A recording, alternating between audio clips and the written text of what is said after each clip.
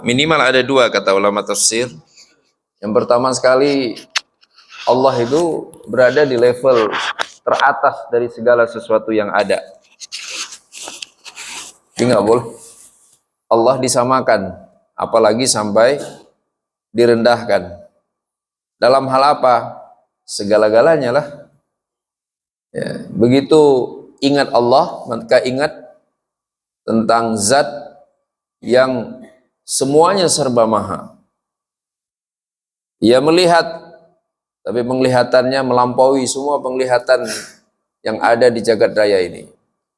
Ia mendengar, tapi kemampuan pendengarannya melampaui semua apa yang bisa didengar, apa yang mampu mendengar di jagat raya ini. Dan begitu seterusnya. Maka Al-A'la. Ya. Nah, yang kedua, pemahaman dan kesadaran ini langsung melahirkan sikap. Berarti, jika Allah harus ditinggikan, dan Ia satu-satunya, maka konsekuensi logisnya yang lainnya harus direndahkan. Ya kan? Bagaimana mungkin orang yang ngaku bertauhid meninggikan Allah dan di saat yang sama juga meninggikan yang selain Allah? Maka pasti akan terjadi konflik kepentingan. Karena Allah nggak kelihatan, maka udah pasti yang menang kepentingan yang terlihat. Jabatan di depan mata, uang yang segera bisa ditransfer, rumah yang segera bisa ditempati, kendaraan yang segera bisa dikendarai, perempuan yang segera bisa dinikahi. Itu kan di depan mata tuh.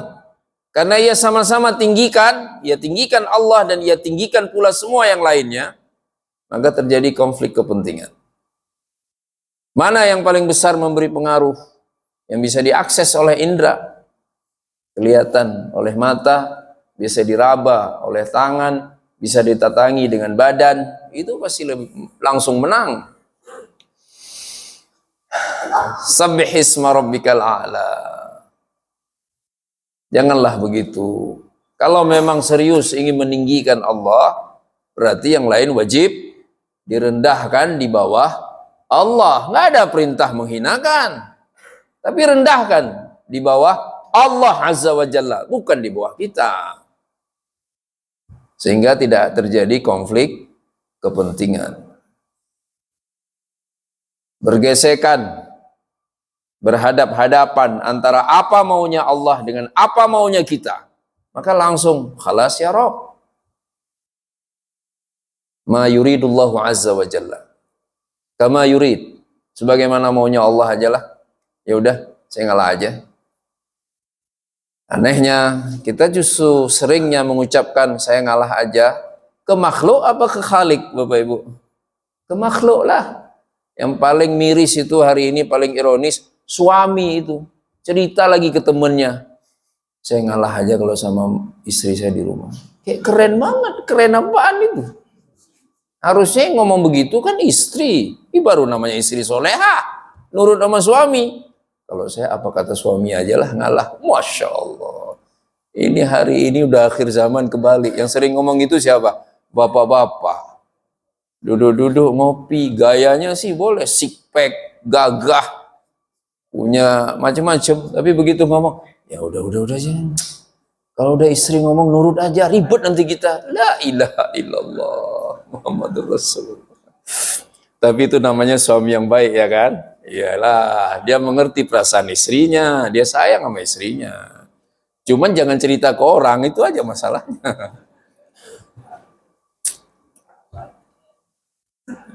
Sabbihisma rabbikal a'la. Bertasbihlah dengan nama Rabbmu yang paling tinggi. Allah paling keren, Allah paling berkuasa, maka sudah sewajarnya lah Allah lah yang paling tinggi dari segala yang ada. Rahimahullah. Sabbih isma rabbikal a'la. Maka dampaknya rahimakumullah, tasbih kita pasti akan jadi pelan. Subhanallah, subhanallah, subhanallah. Nikmati aja lah. Nggak perlu buru-buru kan? Ini kayak apa aja udah pakai pendekatan matematis. 33 kali dia lihat jam. Aduh, ini harus segera berangkat. Ya udah buru-buru, yang penting dapat 33. Emangnya kita disuruh berhitung sama Allah? Bapak Ibu, ketika kita disampaikan zikir ba'da sholat, itu kan masing-masing 33 kali subhanallah, alhamdulillah, Allahu akbar, itu perintah untuk belajar berhitung apa perintah berzikir? Berzikirlah. Terus kenapa jadi operasi berhitung gitu? Benar-benar dihitung. Zikirnya dia nggak ingat. Ya urusannya apa? Angkanya tercapai. Betul gak? Urusannya angkanya. Udah bang, udah. Subhanallah, alhamdulillah, Allahu akbar, semenit. Gimana ceritanya itu? Angkanya tercapai, tapi nilainya enggak. Ada angka, ada nilai. Nilai tasbih itu ada pada kesadaran, ada pada kekhusyuan. Gimana sih muji Allah diburu-buruin? Kan muji, lakukan dengan cara terpuji. Gimana caranya? Anda baik sekali. Pelan dong, pelan. Bapak, Masya Allah, Bapak baik sekali. Kan gitu kan? Bapak luar biasa, mana aja kita pengen berubah, Bapak luar biasa. Ini orang gila apa? Subhanallah, subhanallah. Nah, maka alhamdulillah kan, kalau zaman dulu Nabi pakai macam-macam, ranting kayu lah, digaris lah di atas tanah untuk berhitung. Sekarang kita punya banyak media, bahkan layar HP pun bisa diketuk-ketuk begitu keluar angka kan. Mudah untuk berhitung, sehingga nggak perlu khawatir jika sampai misal waktunya nggak cukup. Oh medianya ribet, bawa beli tasbih kecil, bawa apa, ibu-ibu. Harus pulang nih ngurus anak, kan ada ketandanya, sambil pulang kan tetap masih berzikir, kan boleh kan, berjalan, berduduk, duduk, bahkan berbaring, bahkan sedang ngapain aja sambil terus menuntaskan zikirnya, boleh banget daripada buru-buru. Ya, akhirnya nggak masuk, nggak dapat nilainya, hanya terkejar angkanya saja jika buru-buru. Sabbihis marabbika al-a'la. Sehingga nggak ragu-ragu, nggak khawatir, nggak malu untuk tiba-tiba nyeletuk di tengah-tengah pembicaraan, tapi kan Allah nggak setuju. Keren kan? Iya sih, desain begini bagus, acara begini kelihatannya menarik, tapi apa boleh sama Allah? Masya Allah. Ya. Ada yang komplain, Mak, ini susah, Mak. Nggak biasa kayak orang-orang. Ya udahlah, jangan dilawan Allah. Kita ikut aja. Repot nanti kita. Sabbihis marabbikal a'la. Abang nggak jadi tanda tangan kontrak. Ya gimana, orang dari awal sudah harus disisihin, terang-terangan lagi. Saya kalau dipaksa, terpaksa, mungkin oke lah. Tapi ini masa saya dianggap terlibat, naudzubillah min dzalik, nggak jadilah. Orang sebelum saya kerja juga saya udah makan. Sebelum kerja 25 tahun saya udah makan, udah minum, udah punya rumah. Artinya sumber rezeki bukan dari kerja. Wih, keren kan Bapak Ibu? Iya. Bang Haji baru pulang itu semalam. Jam 3 sampai rumah. Ini beneran mau ke masjid? Biar aja lah. Daripada tidur enak tapi Allah marah, mending capek tapi Allah ridho. Wis, istrinya itu langsung menangis itu dengan suaminya ngomong gitu. Tamam, rahimakumullah, itulah orang yang sabbihis marabbikal a'la. Kita lanjut ayat yang kedua. Alladzi khalaqa fasawwa. Nah, kita langsung masuk ke dalilnya. Itu enaknya ber-Al-Qur'an. Allah nggak pernah maksa. Maka umat ini termasuk umat yang langsung meradang kalau dipaksa. Maka terlihat faktanya. Apa tuh faktanya? Mereka yang sudah Islam, sudah lebih duluan punya Islam, pegang Islam, nganut Islam, begitu dijajah, pasti melawan. Coba saja lihat di mana-mana. Sebaliknya, ya, mereka yang belum mengenal Islam ketika penjajahan itu datang, kadang-kadang dia terima aja, nggak masalah.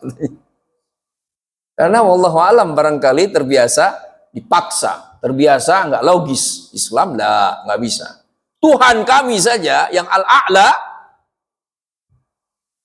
menyampaikan apapun, arahan apapun selalu dengan bukti yang bisa dipahami. Allah sampaikan buktinya. Yang akal nggak mungkin menolak bukti itu. Ayat kedua, alladzi khalaq. Ia yang menciptakan. Ya udah, begitu kita mikir, iya juga ya. Kan kita nggak menciptakan apa-apa. Minimal lihat diri kita masing-masing. Kita nggak menciptakan diri kita sendiri. Berarti wajar kalau Allah Al-A'la. Bukan hanya diciptakan, fasawwa. Begitu setelah diciptakan, maka langsung masuk ke proses penyempurnaan, taswiyah. Sempurna jadinya. Iya juga ya. Kan boleh kalau diciptakan prototipe aja. Ya kan? Tapi enggak sempurna bentuknya. Bentuknya beragam. Enggak ada manusia yang sama, tapi sempurna. Dengan keragaman itu ya sempurna. Enak dilihat dan pantas. Lagi-lagi tersadarkan, wajar, berarti hanya Allah yang boleh Al-A'la. Lanjut, ayat yang ketiga. Walladzi qaddara fahada. Ia pula yang qaddar, memberikan ukuran, pas ukurannya. Semua ukurannya pas. Apakah itu rezeki, apakah itu nyawa. Ya, kayak di antara yang disebutkan ulama itu, kalau kita lihat orang yang sangat baik dalam hidupnya, Bapak Ibu, biasanya mereka cepat dipanggil oleh Allah, walaupun tidak semuanya, benar kan? Ulama-ulama itu nggak sedikit yang umurnya pendek sekali, 40, 50, sudah dipanggil oleh Allah Subhanahu Wa Taala. Ya. Apalagi mereka yang jujur, benar kan? Karena ada sekarang kan banyak ini udah tua nggak mati-mati orang ini, karena pasti orang nggak baik itu. Tapi Bapak jangan gitu juga, nggak enak masa. Saudara-saudara kita kan banyak yang sudah berumur kan, insya Allah baik semua lah. Iya. Kan lagi heboh itu kan di sosmed kan, ini orang tua satu ini nggak mati-mati katanya. Orangnya nggak baik gimana mau mati? Iya.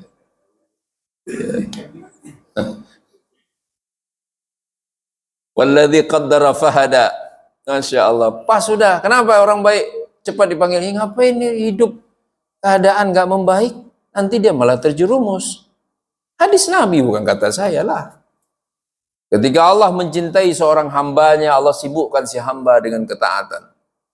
Dan tiba-tiba Allah cabut nyawanya. Dan itu baik bagi dirinya. Masya Allah. Yang sahabat nanya, assalahu. Assalahu. Idza aradallahu bi'abdin khairan, assalahu. Walaupun boleh diterjemahkan asal, kan asal madu. Dimadukan oleh Allah. Tapi kan sahabat aja nggak paham, sahabat nanya Rasulullah, apa itu assalahu? Dihidupkan ia dengan ketaatan yang luar biasa. Sampai tiba-tiba dalam taatnya, ia dicabut nyawanya. Masya Allah. Sehingga ia pasti husnul khotimah. Rahimakumullah. Tapi jangan juga terus bapak-bapak bilang, berarti jangan terlalu baik lah. Jangan gitu. Kita harus baik banget. Fahada. Diukur semuanya, udah pas, maka langsung juga Allah berikan hidayah. Allah berikan jalan. Jalan mana yang harus diikuti, jalan mana yang harus diwaspadai dan dijauhi. Sehingga terjadilah di sana perjuangan, apresiasi kepada yang melakukan kebaikan. Ya kan? Itulah yang membuat kehidupan ini jadi bergairah, rahimakumullah. Bapak-bapak bayangkan, kita nggak ada hidupnya nih. Seandainya Allah nggak menciptakan kemungkaran, maka nggak terseleksi mana orang baik, mana orang buruk. Maka nggak ada pemandangan dakwah, ngapain dakwah kalau orang baik semua. Ya kan? Ini sudah merupakan kehendak Allah Subhanahu Wa Taala dari sejak awal. Semuanya terjadi karena kehendak Allah Subhanahu Wa Taala. Maka jangan sampai tiba-tiba kita mengatakan, kalau Allah nggak kan Allah menciptakan kemungkaran, berarti kalau saya sesekali terjerumus dalam mungkar nggak masalah. Enggak gitulah. Allah ciptakan mungkar agar kita menjauhinya. Allah ciptakan kebaikan agar kita mendekati dan melakukannya. Ya. Walladzi akhrajal mar'a. Masih ada dalil yang kelima. Allah pula yang menciptakan rerumputan. Allah Karim. Sanggup Bapak-bapak? Savana itu dibuat oleh manusia. Gak usah bikin savana tempat hewan berkeliaran, makan rumput. Bikin lapangan golf aja berapa biayanya Pak yang pernah bikin lapangan golf? Cari lahannya susah, landscapingnya susah, dan pasti nggak murah. Lah ini dibikin buat makan hewan. Savana itu anugerah Tuhan, Masya Allah. Seluas itu rahimahullah. Manusia tinggal menggembala doang, nih lepas sapi, lepas kambing, semuanya bisa makan enak di sana, ya kan? Dan beda kalau manusia bikin savana sendiri, dia tebang hutan, akhirnya di situ bisa terjadi banjir atau wilayah itu bisa menjadi penyebab banjir. Sebaliknya savana yang diciptakan oleh Allah aman-aman aja buat lingkungan. Allah Karim. Akhraja al-mar'a. Allah pengen ingatkan para peternak. Ya mungkin di negara kita belum terlalu masif kali ya, kecuali di tempat tertentu. Tapi kan di luar negeri masif itu, khususnya di negara-negara maju, luas sekali. Dan kemudian hasilnya sampai diekspor segala. Diingatkan oleh Allah, itu bukan ciptaanmu, itu ciptaan Allah Subhanahu wa Ta'ala. Maka jangan a'lakan peternakanmu, a'lakan Allah Azza wa Jalla. Rahimakumullah. Tamam, sampai yang punya kebun aja kena ini, dengan surah Al-A'la ini. Mau apa Pak? Kita balik lagi ke belakang, karena dalilnya sudah selesai. Khalaqa, merasa dia seorang penemu, seorang pencipta, seorang inovator. Lah, aku tidak bisa mencipta, aku tidak bisa menemukan, aku tidak bisa menginovasikan apapun kecuali dengan bahan baku yang disediakan Allah di semesta ini. Soheh? Bisa masuk lab, cuman ada alat labnya doang. Apanya yang mau diteliti? Nah, alat lab pun dibuat dari apa yang Allah sediakan di bumi. Khalaqa fasawwa. Dia bercermin, dia merasa sempurna. Akukah yang menyempurnakan tubuhku? Lah. Tapi Allah Al-A'la, Rabb Al-A'la. Maka merendah lagi. Jadi kalau ketemu orang, Bapak Ibu, kira-kira gambarannya begini. Bang, abang kan ganteng sekali, kenapa tawaduk sekali, kenapa sih? Ya ini bisa ganteng begini kan Allah yang ciptakan. Tapi jangan ngomong gitulah, sombong juga itu. Iya. Tapi yang terjadi enggak kan? Jujur Bapak Ibu. Yang terjadi enggak nih sekarang, begitu kita ngomong, Bang Haji, berapa umur? 80 kurang 1 Ustaz. Wih, keren dong. Masih ke masjid, masih rukuk, masih sujud, kaki bisa nekuk, kan keren itu. Tapi begitu kita tanya, Bang Haji rahasianya apa? Ustaz, tiap pagi minum air putih. La ilaha illallah. Jawab dulu lah. Nggak ada Ustaz, ini anugerah Allah. Gitu. Emang air putih Tuhan? Kenapa sih susah banget jawab Allah dulu? Kita taswiyah ini kan Allah ini. Dari Allah. Ada yang lebih parah lagi, dia pakai bilang lagi, ya Ustaz, saya memang ada keturunan bangsawan. Innalillahi wa inna ilaihi raji'un. Ya, fasawwa. Dalil yang ketiga, wujud pelaksanaannya dalam kehidupan kita. Qadar, ukuran Allah. Anda itu pas ya. Wah, tiba-tiba ada yang muji kan? Pas banget, enak lihat Anda itu. Kalau ngomong nggak kebanyakan, kalau diem nggak kelamaan. Weh. Kalau sholat kayak durasinya pas, nggak kelamaan, nggak kecepetan. Wah. Kan pasti ada orang suka merhatiin kita kan? Iya, keluarga kayaknya pas. Terus masa kerja, terus pas pensiun bahagia. Dijawab sama si Abang Haji itu. Apa kata dia? Ya memang saya dari awal saya rencanakan semuanya. Astagfirullah. Dikira rencana itu Tuhan. Pasti terjadi. Lah. Al-A'la, Rabbukal A'la. Enggak, ini Allah semua yang atur. Kelihatannya aja begitu. Banyak saya kurangnya kok. Cuma enggak ketahuan. Masya Allah. Berikutnya, rahimakumullah. Fahada, hidayah. Masya Allah. Bang Haji, sekarang masjid mulu. Dulu lagi kerja nggak pernah. Wah, dijawab, ya gimana lagi, mau mati begini masa nggak ke masjid.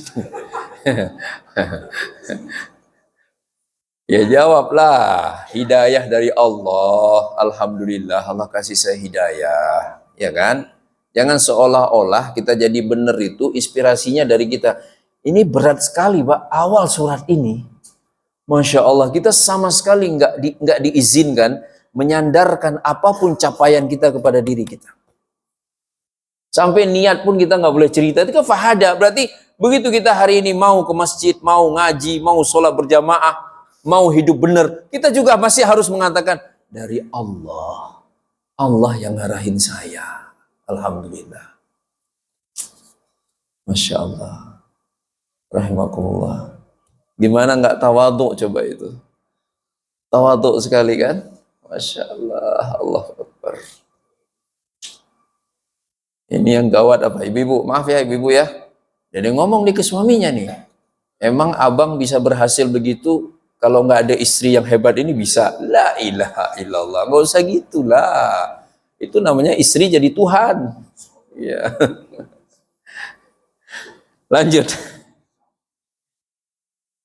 Faja'alahu ghuthan ahwa. Tadi sudah ya. Nah, sekarang baru isunya beralih. Tadi yang pertama khalaqa, Allah ciptakan, sawwa, Allah sempurnakan, qaddara, Allah beri ukuran yang pas untuk semuanya. Kemudian Allah beri hidayah, kemudian Allah beri safana. Ini kan kaitannya dengan makanan yang kita konsumsi, daging, rahimakumullah. Ternyata tanpa itu maka hewannya pasti bermasalah. Ini Allah enggak. Masya Allah. Coba Pak, sekarang baru orang tahu kan, memang yang paling bagus itu yang organik. Yang organik itu yang rumputnya memang tumbuh oleh alam. Yang nggak pakai pupuk buatan, yang nggak disemprot dengan obat buatan kimia dan seterusnya. Akhrajal mar'a. Sangat relevan dengan kehidupan kita pada hari ini. Nah, begitu kita takjub dengan itu semuanya, Allah hanya menyindir satu saja. Faj'alahu ghutha'an ahwa. Mudah bagi Allah. Bisa dengan segera Allah mengubahnya menjadi ghutha' ahwa. Kering dan gak berguna. Mar'a tadi itu. Dan itu tidak hanya bermakna untuk mar'a, tetapi untuk penciptaan, untuk apa yang sudah Allah ciptakan. Mudah bagi Allah untuk mencabut nyawanya. Yang sudah Allah sempurnakan, mudah bagi Allah untuk membuatnya penuh dengan kekurangan. Yang sudah Allah beri ukuran yang pas, mudah bagi Allah untuk menghadirkan ketidakseimbangan. Yang sudah Allah beri hidayah, mudah juga bagi Allah untuk kembali menyesatkan. Maka jangan sombong. Dan selalulah ke Allah Subhanahu wa ta'ala. Sabbihis marabbikal a'la. Masya Allah. Baru kita lanjut paragraf berikutnya. Semuanya ada 3 paragraf, Bapak Ibu ya. Yang ketiga, ayat 6 sampai 12. Sanuqri'uka fala tansa. Paragraf kedua. Kami akan segera membacakan untukmu Muhammad, maka engkau tidak akan pernah lupa. Masya Allah. Yang membuat kita tidak bisa melupakan Allah Subhanahu wa ta'ala. Lagi-lagi jangan sombong. Jadi tetap saja bermuara kepada Al-A'la, judul surat. Yang Al-A'la itu harus ada. Anda jadi penghafal Al-Quran 30 juz.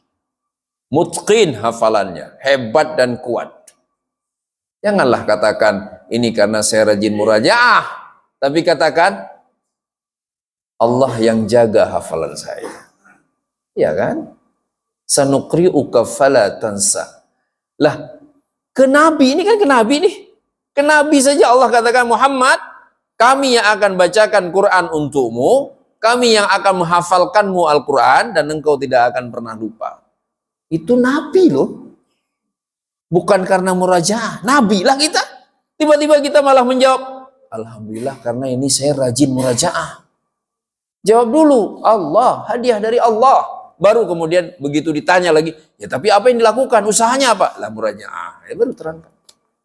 Jawab dulu itu dari Allah Subhanahu wa taala. Suniqri'uka fala tansa illa masya Allah innahu ya'lamul jahra wa ma yakhfa. Kecuali apa yang dikehendaki Allah. Ada yang menarik di ayat ini. Kata ulama tafsir, pertanyaannya kalau begini bunyi ayatnya, apakah Nabi pernah lupa ayat? Jawabannya enggak. Nabi enggak pernah lupa. Tapi ada hadis mengatakan, kata Nabi pernah mengatakan, engkau mengingatkan tentang sebuah ayat, kata Nabi. Bukan berarti Nabi SAW lupa, tapi Nabi ingin memuji sahabatnya. Gitu ya. Enggak ada tuh Nabi lupa ayat ini. Karena lupa itu kekurangan. Dan enggak ada kekurangan yang seperti itu pada Nabiullah. Maka nali nabiyyin an yahul, kata Allah dalam Al-Quran. Nabi itu enggak mungkin salah. Lupa termasuk kesalahan kan? Masa lupa ayat kan salah berarti. Padahal dapat amanah untuk menyampaikan ayat. Illa masya Allah. Lantas pertanyaannya, kenapa Allah harus membuat pengecualian? Jawabannya, lagi-lagi Allah ingin menunjukkan kemahakuasaannya. Ketika Muhammad memiliki hafalan yang kuat, alaihi salatu wassalam, itu benar-benar karena Allah Subhanahu wa ta'ala menghendakinya. Nabi sebaik itu karena kehendak Allah. Terus kita bisa jadi baik, masa Allah nggak terlibat? Aneh kan? Iyalah. Kita masih bisa enak hidupnya, bisa kemana-mana, bisa eksis. Mana mungkin kalau bukan karena kehendak Allah Subhanahu wa ta'ala. Illa masya Allah. Innahu ya'lamul jahra wa ma yakhfa.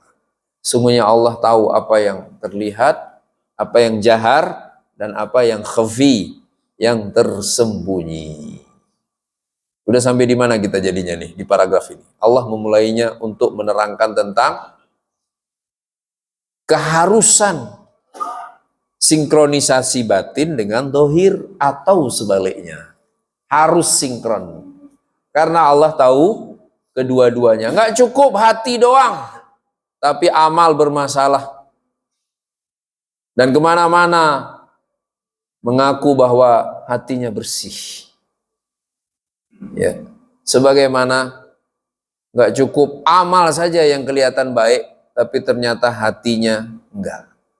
Dua-duanya, karena Allah tahu keduanya. Makanya, walaki yanzuru ila qulubikum wa a'malikum. Allah enggak melihat bentukmu, hartamu, tapi Allah melihat niatmu dan amalmu. Innahu ya'lamul jahra wa ma yakhfa. Ada yang menarik di situ. Ternyata yang jahar itu adalah bukan harta. Yang jahar itu bukan bentuk bagi Allah. Tapi jahar yang penting bagi Allah adalah amalan, kelakuan, keseharian. Itulah jahar yang diharapkan.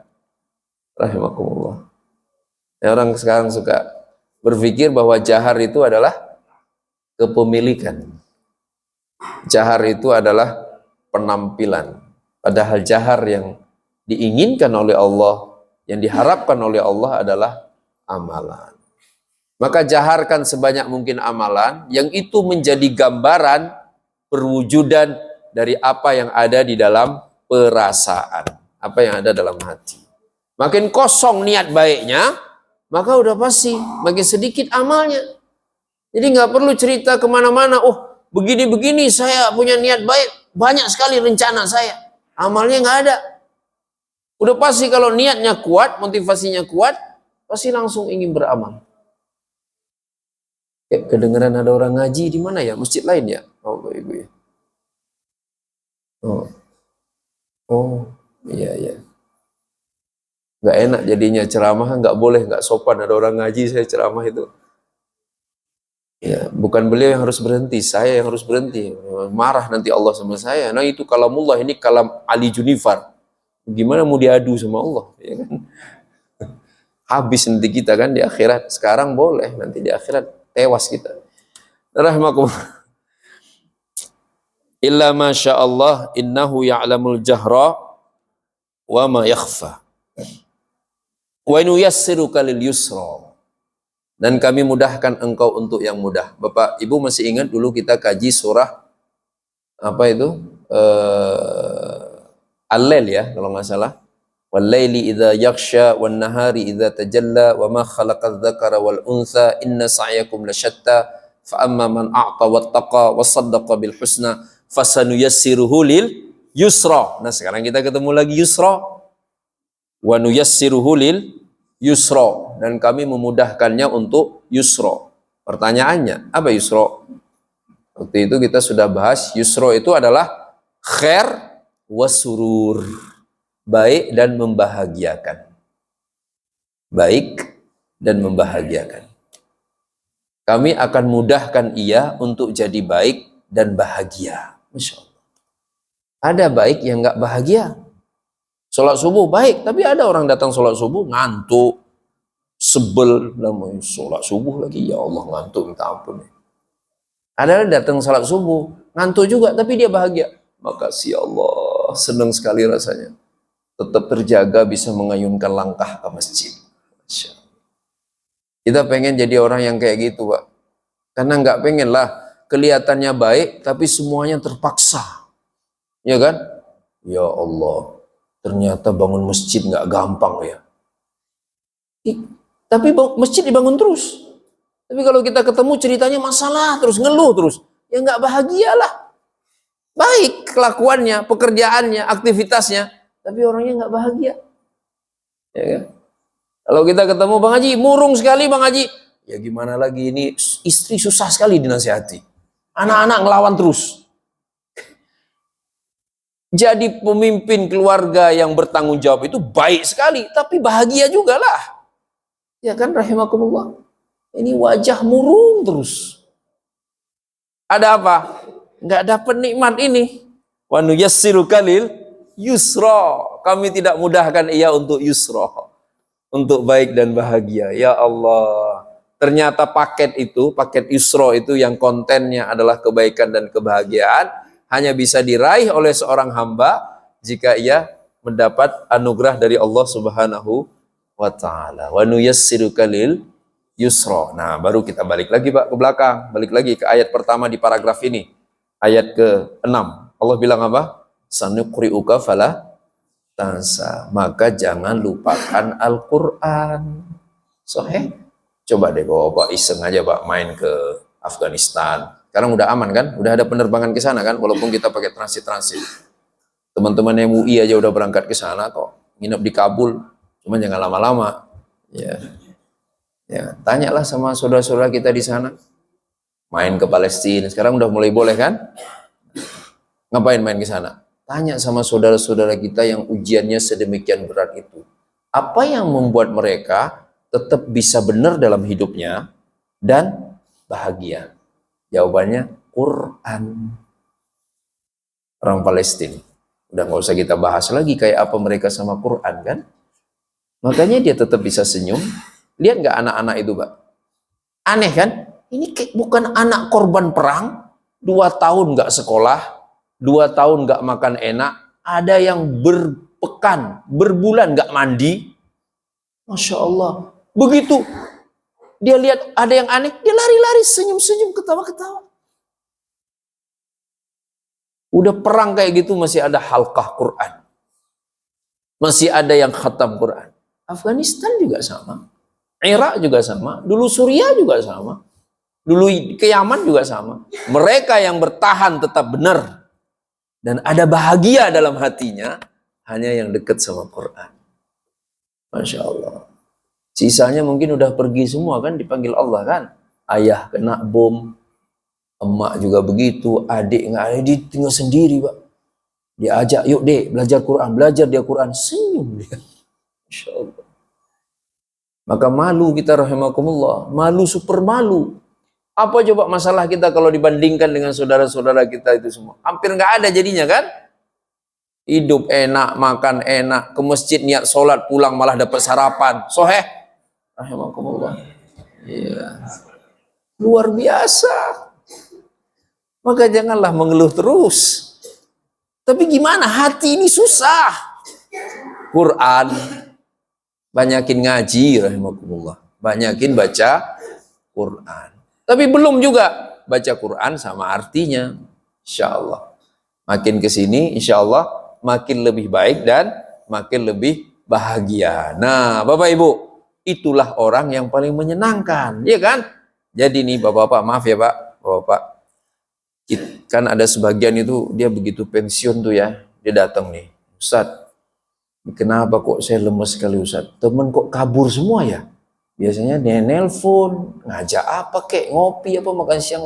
Ini yang saya berat ini, yang lain sih saya nggak masalah, rezeki masih ada semua. Apa masalahnya rahimakumullah? Masalahnya jauh dari Quran, itu aja rasanya. Ya, ini itu bahaya Pak, ini serius Bapak-bapak ya. Jangan duduk sama teman yang ngasal Pak, khususnya Bapak-bapak yang sudah berumur. Kalau temannya ngasal Pak, tuh nggak dia bilang apa? Saya pernah itu di samping dia langsung bilang, pengaji gampang, nikah lagi aja. La ilaha illallah. Gimana itu? Coba kalau istrinya dengar di rumah, kan musibah juga. Ya, bukan hanya istri yang musibah, itu anak juga marah, itu aki-aki nikah lagi gitu. Ya. Jangan begitulah. Itu belum approve, itu nikah lagi langsung jadi bahagia. Tapi Quran yang pasti bahagia itu. Quran pasti aman itu Quran. Tamam? Insyaallah. Lanjut. Fadzakir in nafa'atidz dzikra. Maka ingatkanlah Muhammad.